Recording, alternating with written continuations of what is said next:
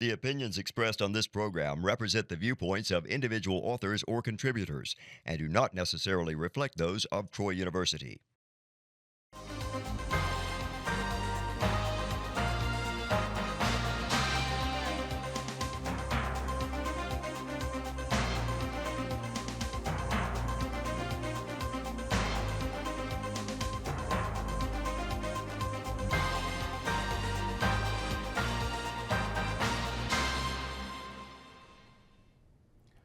Welcome to International Insights. I am Doug Davis, and with me is Michael Sabachkov. On this episode, we'll be speaking with Mr. Lucio Pitlo III. He is a foreign policy and security analyst. He is a research fellow with the Philippine-based Asia-Pacific Pathways to Progress Foundation. Mr. Pitlo, welcome to the program from the Philippines. Good morning, Doug and Mike. Thank you for inviting me to your program. It's a pleasure to have you on the program. Mr. Pitlo, the Philippines is located in a region featuring a lot of geopolitical division and competition. It's a democracy that has a unique history and vulnerabilities. What are the main security issues confronting the Philippines today? So there are non-traditional and traditional security challenges that the country faces.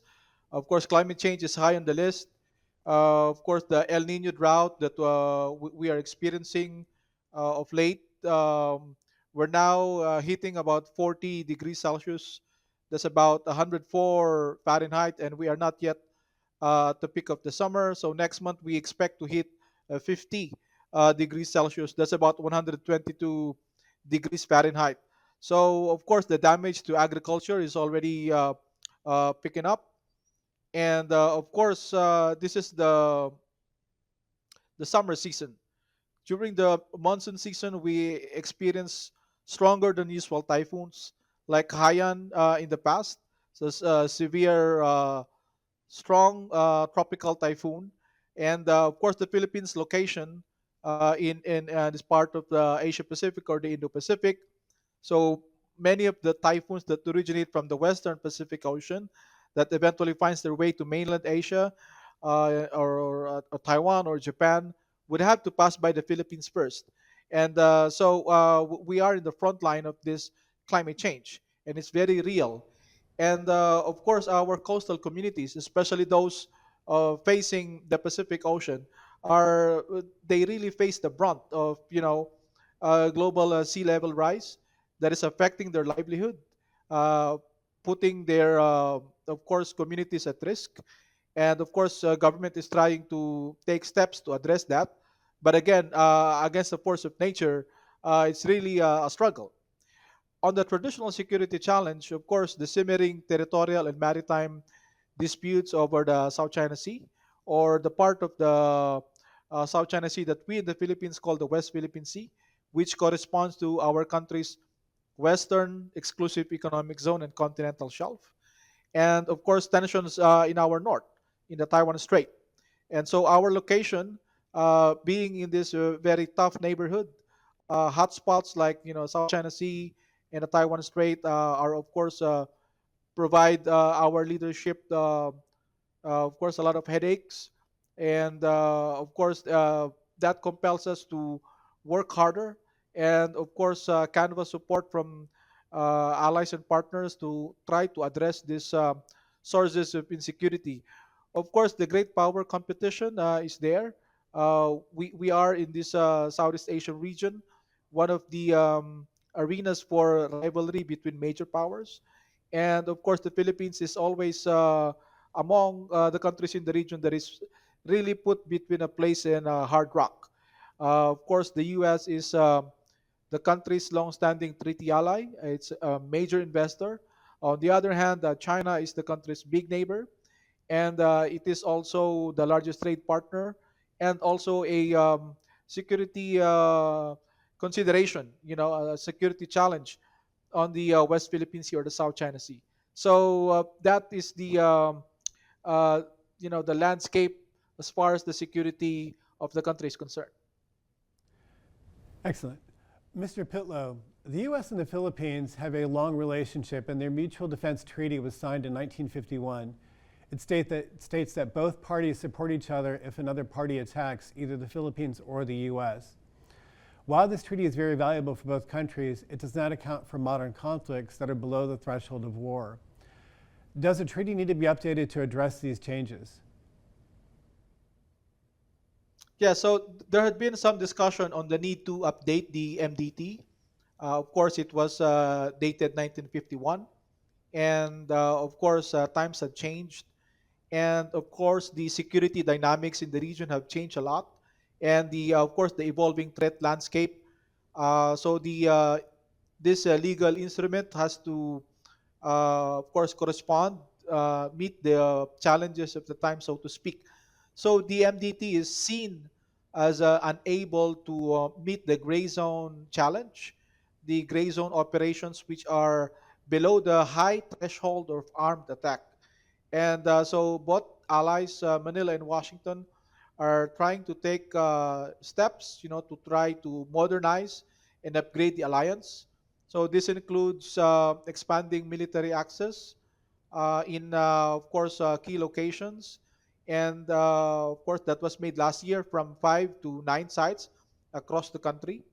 And of course, there's more bigger and more stepped up exercises between the two allies and also involving other partners. So we will have the Balikatan exercises in the coming days, and it's consider this year's iteration is probably one of the biggest since this exchanges, these military exercises were put in place.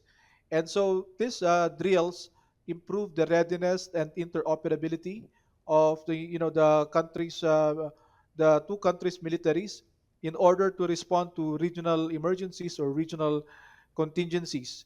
And of course, the Philippines is also investing to modernize its military by procuring more platforms, more arms, and of course, not only in the military side but also on the Coast Guard. And allies and partners like the US and Japan are stepping up to support these efforts to beef up the inventory of the country. So, trilaterals and minilaterals like the recent Philippine US Japan Leaders Summit, where security is, of course, one of the key items that were covered. So, I think these configurations are helping to improve deterrence, trying to discourage unilateral attempts to change the status quo, especially through force, coercion, or intimidation. And of course, given China's rise, its influence, and of course its growing military power projection in the region, that is at some point eliciting concerns, from coastal states with which it has long-standing maritime disputes with. And so Philippines is not least. And of course, in response to this changing situation in the region, in its neighborhood, the Philippines is, of course, making necessary adjustments in its diplomacy and its security partnerships. And of course, the relations with the U.S.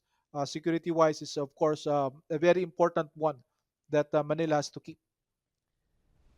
Lucio, you've mentioned China several times already, and so I'd like to turn to ask you a question about China specifically. China's rise to great power status has profoundly affected the states in Southeast Asia. In particular, Beijing has used both actions and rhetoric to assert its South China Sea claims through islands and other means, regardless of long held international agreements. How has China's growth affected the security of the Philippines? So yes, China is an opportunity, but it is also a challenge for the Philippines. So managing relations with this big neighbor, with which, of course, the Philippines has long-standing disputes with, and at the same time, of course, a major provider of economic largesse. So it's a huge market for Philippine tropical fruit exports, our electronic exports. It's the biggest source of imports, with including components that we use to manufacture other goods that we export to China and to other countries. And of course, China is over the years, including in our neighborhood, have of course become a major partner in building a range of infrastructure projects, including railways, dams, you name it. So they're very much involved there. They're also into technological upgrading, especially in the areas of renewable energy and electric vehicles. So this is something that the Philippines needs, and many of the country's neighbors in ASEAN are, of course, expanding economic and technology ties with China. But of course, at the same time, there are long-standing irritants in the relations, including in the South China Sea or the West Philippine Sea. And so managing this aspect of the relations is very important because the failure to handle this maritime row will affect the economics. And we, in of course, recent years have experiences in that. So under the current Marcos administration, because of the boiling tensions on the maritime front. Of course, several infrastructure projects were derailed, got affected. So they were initially there were discussions with China to fund three railway projects, but they were scuttled because of the political and geopolitical tensions, and some initial pledges or investments made by Chinese enterprises to the Philippines also went elsewhere in Southeast Asia, including fellow claimants in the South China Sea. And there is also that concern over potential use of economic statecraft or Chinese reprisals if relations deteriorate further. And we had experience before in 2012 when we had this standoff over a feature called the Scarborough Shoal. So Philippine banana exports and Chinese tourism to the Philippines was affected, and at that time, China was, I think, just the third largest trade partner of the country, and the trade volume, two-way volume, is very low. Looking at it right now, several years after that episode, China had emerged as the country's largest trade partner, and the two-way traffic in terms of trade has grown a lot. And so the strings that China can pull to try to affect, to try to sway or discourage the Philippines foreign policy wise is now more. And of course, that presents some concerns for policy people. Excellent. Lucia, the U.S., Japan, and the Philippines engaged in a trilateral summit in Washington, D.C. earlier this month. This is an achievement considering the difficult relations between Japan and the Philippines. What is the purpose of the summit and what did it accomplish? What was the importance of the summit to the Philippines? Well, I think the trilateral summit was very important for the Philippines in terms of getting key and able partners to push back against, of course, Chinese activities in the West Philippine Sea, particularly in the country's western exclusive economic zone. In light of the recent untoward sea incidents, most notable of which was the deployment of water cannons against civilian supply boats bound to Second Thomas Shoal or Ayungin Shoal, which has been the site of risky run-ins between Philippines and China of late. So the Philippines also aims to sustain, keep the support of U.S. and Japan, given, of course, the leadership changes, possible leadership changes in the U.S. This coming November. And of course, in Japan, there's also talks of possible, leadership change given the unpopularity at home of Prime Minister Kishida. And so it's very important for the Philippines to sustain the interests of both Washington and Tokyo on the South China Sea and ensure that whoever sits in these capitals, in the White House and in Tokyo, that the same level of significance, if not more, will be put to the issue of navigation and overflight in the South China Sea, the peaceful resolution of disputes, and of course the disavowal in the use of force. discouraging the use of coercion to try to settle long-standing disputes. And also, the Philippines is wanting to sustain U.S. and Japanese support in its maritime capacity buildup. Of course, Japan has been very helpful in terms of transferring vessels to the Philippine Coast Guard. We hope to sustain the momentum, especially as in the trilateral summit, Manila and Washington encourage this development in Japan that talks about trying to ease restrictions in the export or transfer of military equipment and technologies to other countries. And I think this development bodes well for Philippine maritime capacity buildup. Of course, the Philippines is also trying to get allies and partners to support its other maritime concerns, including in the areas of marine economy, marine scientific research, of course, continuing support for capacitating our maritime law enforcement, notably our Coast Guard. So the training, the asset transfers, the exercises, and of course, joint activities like joint sails and patrols to assert navigational freedoms, to keep the commons commons, and of course, to avoid any attempt to dominate this vital strategic waterway. On the economic front, of course, the Trilateral Summit also launched the Luzon Economic Corridor. I think this project is very important for the Philippines also because it may help mitigate or offset lost Chinese economic largesse and at the same time spur connectivity between Subic and Manila and Batangas. So Subic and Batangas are two ports in the country's western side of Luzon, the biggest island in the country, the main island, where the capital city is located. So the Subic port, Subic is the former U.S. naval base, and Batangas is also a big port. These two ports, Subic and Batangas, are underutilized, so they have so much potential in terms of capacity. And so the Luzon Economic Corridor is a project that will try to link these two ports with the capital city. And along the way, the three sides, the three countries hope to coordinate high impact investments in the areas of green energy, semiconductor supply chains.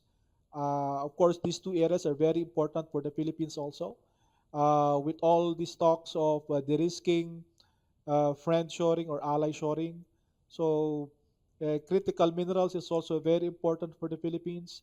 We are one of the largest producer of, and we have abundant reserves of nickel and cobalt, which, as we all know, are crucial in next generation technologies, like renewable energy technologies, of course, electric vehicle batteries.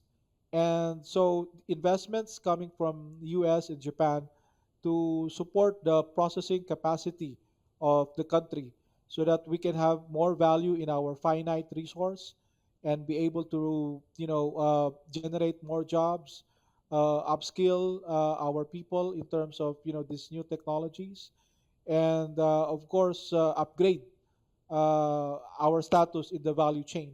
So I think the Trilateral Summit covered not only security but also economics. So it will be very helpful for the country in terms of improving its resilience and at the same time, of course, enhancing its deterrent and its security capacity. Lucio, I thank you for that answer. It was very interesting to learn how both security and economics played a big factor in the trilateral summit. I would like to ask you to expand a little bit on a point that you made earlier, and that is you talked about the fact that the three countries that came together, they're three democracies. They face similar challenges to facing China, And yet, you also talked about the Philippines having China as their largest trading partner. So, how successful do you think the summit was in addressing the fundamental points of China's challenge to the three democracies together? Well, I think the trilateral summit reinforced, support among the three countries for this rules-based maritime order, notably United Nations Convention on the Law of the Sea, or UNCLOS, and of course the 2016 Arbitral Award. Of course, these two, among others, are key considerations for the Philippines, especially in light of challenges in our Western maritime domain. And of course, this goes to show the importance attached by the three countries in terms of legal and peaceful means to address disputes. And the three sides also call out coercive and dangerous actions, like, of course, the disruption of attempts to explore and exploit resources in one coastal state's exclusive economic zone, as the UNCLOS provides, and of course, interference in routine sovereign activities in the exclusive economic zone, like in the case of the second Thomas Shoal or Ayungin Shoal, the disruption of a routine resupply sortie to that feature.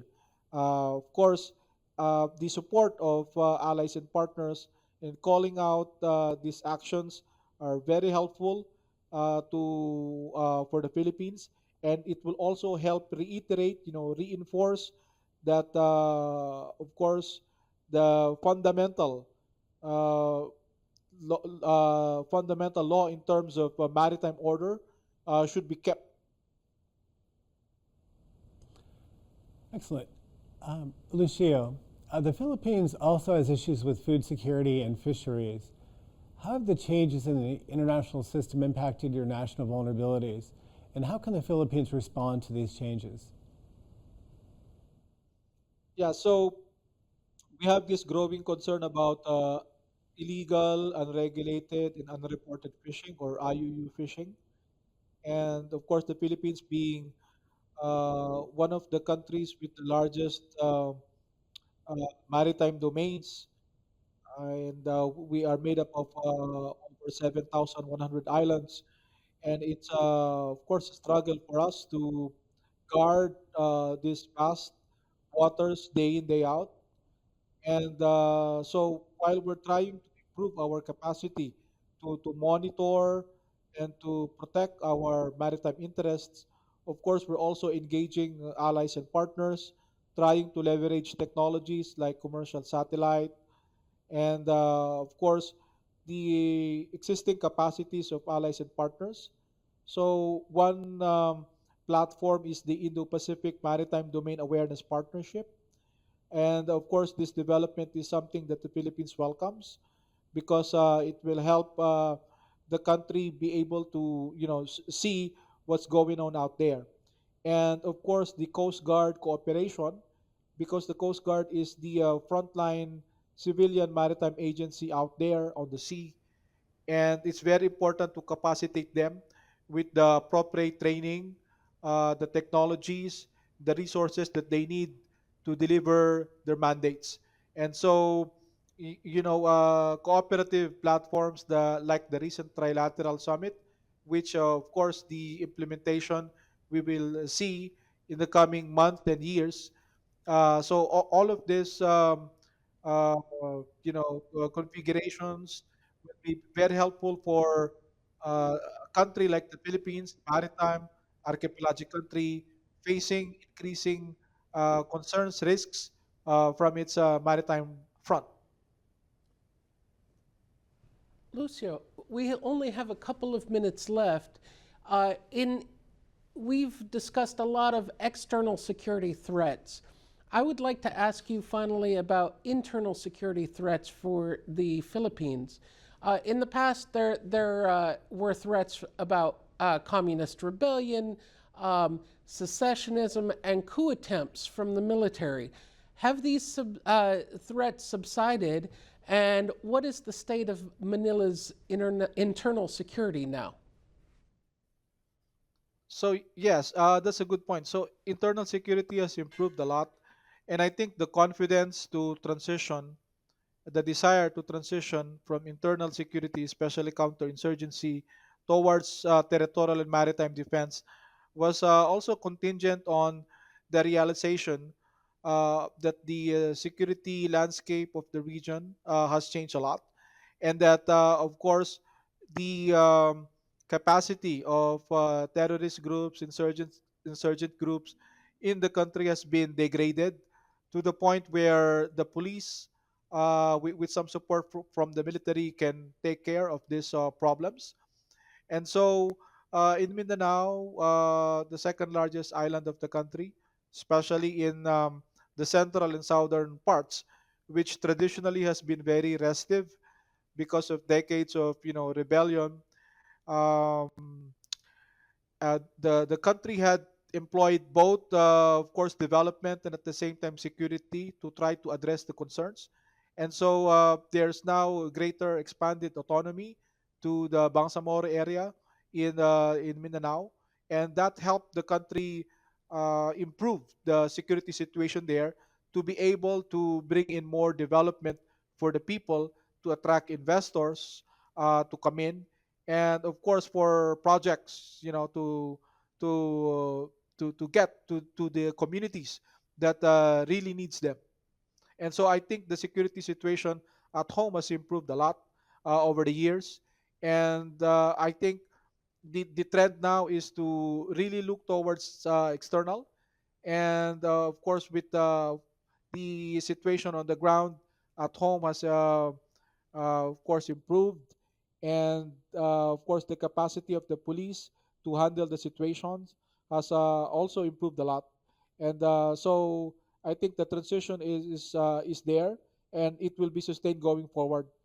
And it's good to see that the support of other countries, like Japan and the U.S., in terms of addressing the peace in order problem in Mindanao, very instrumental. And of course, this kind of partnership is helpful for the country. Well, Lucio, thank you so much. It's been a great pleasure. I've learned a lot and very much enjoyed this time. Thank you again. It was a great honor to have you as a guest. Thank you.